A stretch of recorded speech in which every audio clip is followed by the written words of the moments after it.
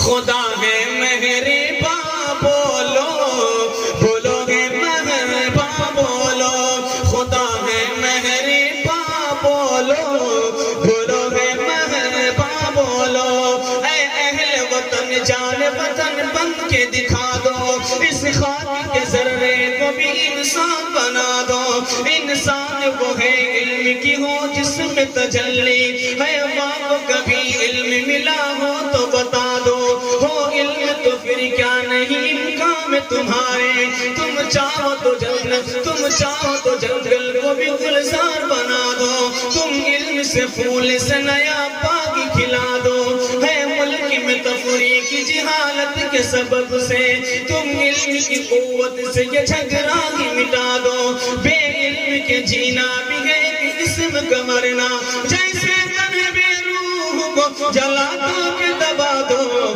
خدا ہے مہرباں بولو، بولو ہے مہرباں بولو، خدا ہے مہرباں بولو، بولو ہے مہرباں بولو۔ موت کے والے سے پیغام سنایا جا رہا ہوں، اس کو دھیان سے سنیے گا۔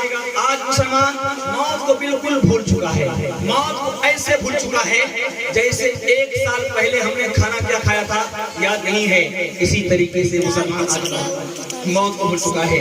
اللہ کے رسول صلی اللہ علیہ وسلم فرماتے ہیں دنیا کے اندر عقل مند وہی انسان ہے جو موت سے پہلے موت کی تیاری کرے۔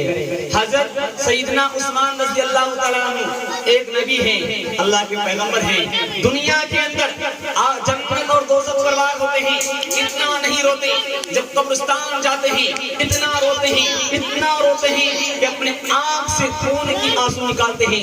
سوال کرنے والے نے پوچھا اے سیدنا عثمان رضی اللہ تعالیٰ عنہ، آپ تو امام المؤمنین ہیں، آپ تو اللہ کے پیغمبر ہیں، آپ تو اللہ کے رسول ہیں، آپ قبرستان میں آ کر کے آپ اتنا روتے کیوں ہیں؟ اے سوال کرنے والا انسان، جب دنیا کے اندر بات ہوتا ہے قبر یعنی دوزخ اور جنت پر، یہ تو مجھے معلوم ہے جنت بھی برحق ہے دوزخ بھی برحق ہے، جیسا جو کر کے جائے گا ویسا وہ پائے گا، لیکن جب میں قبرستان میں آتا ہوں مجھے رونا اس لیے آتا ہے یہ جو انسان تمہارے سامنے ابھی قبرستان میں سو رہا ہے یہ کل میرے جیسا ہوگا، یہ بولتا بھی ہوگا، ہنستا بھی ہوگا، گاؤں سماج میں چلتا ہوگا، لیکن کل میں اس کے جیسا ہو جاؤں گا، نہ میں بولوں گا نہ میں کسی کو دیکھوں گا، اس لیے اپنی موت کو یاد کر رہا ہوں۔ اللہ کے رسول نے فرمایا تھا، عثمان کہہ رہے ہیں اللہ کے رسول فرما رہے تھے جو موت سے پہلے موت کی تیاری کرے وہی دنیا کا عقل مند انسان ہے۔ اور جب ہمارے نبی کا وصال کا وقت آیا، ملک الموت ڈائریکٹ ہمارے نبی کے گھر نہیں گئے، ہمارے نبی صلی اللہ علیہ وسلم کی روح جب قبض کرنے کے لیے فرشتے آئے تو پہلے دروازے پہ کھڑے تھے، جبرائیل ہمارے نبی کے پاس تھے، موجود تھے۔ جبرائیل نے کہا اللہ کے رسول اگر آپ کی اجازت ہو تو میں کچھ بولوں، ہمارے نبی نے کہا جبرائیل بولو کیا بات ہے؟ کہا کہ اللہ کے رسول ملک الموت اسرائیل دروازے کے باہر کھڑا ہے، آپ کی اجازت دینا چاہتا ہے، اگر آپ اجازت دے دیں تو اسرائیل آ جائے۔ اسرائیل کس لیے آیا ہے؟ کہا کہ اسرائیل سے معلوم کر لیجئے گا۔ اسرائیل کو ہمارے نبی نے بلایا، اے ملک الموت، اے اسرائیل کیا بات ہے؟ اسرائیل نے پہلے ہمارے نبی کو سلام کیا، السلام علیکم یا رسول اللہ، ہمارے نبی نے سلام کا جواب دیا، وعلیکم السلام ورحمۃ اللہ۔ کہا اسرائیل کیا بات ہے؟ کہا کہ اللہ نے مجھے آپ کے پاس بھیجا ہے، آپ کا اس دنیا سے جانے کا وقت آ گیا ہے، آپ کا اس دنیا سے جانے کا وصال کا وقت آ گیا ہے۔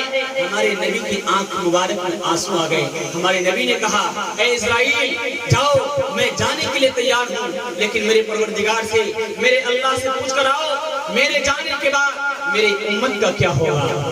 اسرائیل فوراً گیا، اللہ کی بارگاہ میں حاضر ہوا، پھر عرض کیا اللہ آپ کے محبوب فرما رہے ہیں کہ میں جانے کے لیے تیار ہوں لیکن میرے جانے کے بعد میری امت کا کیا ہوگا۔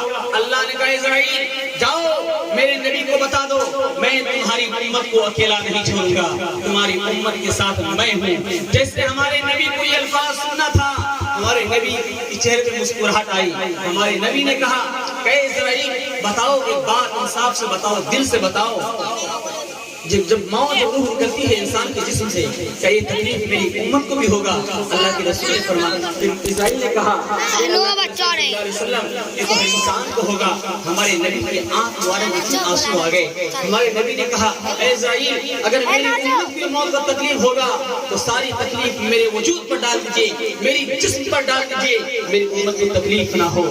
ہمارے نبی نے مرتے اس دنیا سے جاتے جاتے بھی آپ کا فکر کیا ہے. اور ہمارے نبی کی روح آدھی اندر ہے باہر ہے. ہمارے نبی کے لفظ پر صلاح نماز کا حکم ہمارے نبی کو جاری تھا. ہمارے نبی فرما رہے تھے